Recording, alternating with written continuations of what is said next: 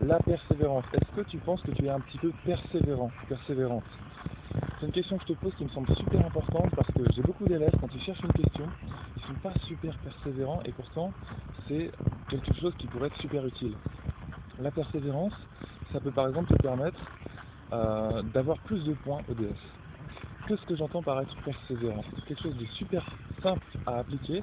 C'est plutôt que quand tu viens de lire une question, tu te dis j'en ai aucune idée, j'arrête, je passe à la suivante, je ne sais pas exactement comment chercher.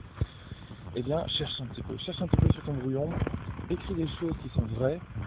Par exemple, si ça concerne la fonction exponentielle, tu écris les petites règles de calcul que tu connais, tu les rappelles sur ton brouillon, et après tu appliques ça au cas que tu as sur la question. D'accord? Par exemple, si tu as une fonction qui est de la forme, je sais pas, x exponentielle de x au carré, f de x égale ça, quand on te demande de calculer la dérivée dessus, eh bien, tu rappelles et que tu n'as aucune idée de comment faire. C'est un exemple, je viens juste de l'inventer, mais c'est quelque chose de plausible. Par exemple, x fois e de x au carré, une fonction comme ça. On te demande à la première question de dériver cette fonction. Et tu n'as pas vraiment d'idée de comment faire ça. Par contre, tu connais les règles, donc rappelle-les sur ton brouillon. C'est ça que j'appelle la persévérance. Rappelle-les sur ton brouillon, c'est le début de la persévérance. Et après, tu continues, tu essaies d'appliquer ces règles-là sur le cas que tu as. Donc par exemple, tu te souviens des règles pour dériver la fonction exponentielle, c'est u' fois exponentielle de u, ça c'est quand tu veux dériver une fonction de la forme exponentielle de u, et tu as aussi les règles pour dériver un produit. Par exemple, dériver u' fois v. Il y a une petite feuille qui m'est tombée dessus, il y a un petit peu de vent ici dans ce parc, et en fait, tu rappelles ces deux règles-là, et là tu vois bien que c'est une fonction qui est de la forme un produit avant tout. Tu vois, c'est pas un exponentiel de u, x fois e de x au carré. Tu te rappelles de ce cas-là que je viens d'inventer en fait, x fois e de x au carré. Ça c'est un produit, c'est pas de la forme exponentielle de u. Donc à partir de ce moment-là, tu sais comment dériver cette fonction.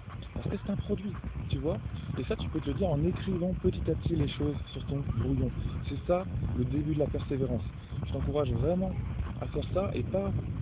Quand tu lis une question, tu te dis j'en ai aucune idée, je ne sais pas du tout comment répondre à cette question parce que j'ai vraiment aucune idée, j'ai rien qui me passe par la tête, j'ai pas de solution immédiate, mais c'est normal.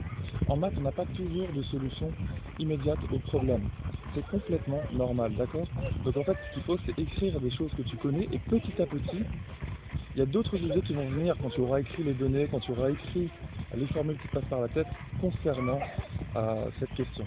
D'accord? Peut-être qu'il n'y a rien qui deviendra, mais au moins, tu auras écrit quelque chose de vrai et tu pourras petit à petit avancer, peut-être trouver un lien avec la question, juste en écrivant les choses, en écrivant un, les données, et deux, les formules que tu connais.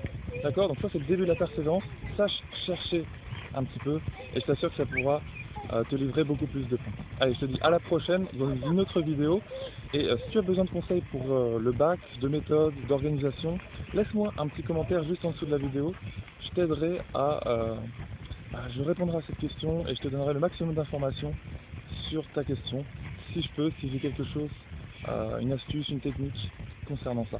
Ça marche? Je te dis à la prochaine dans une autre vidéo.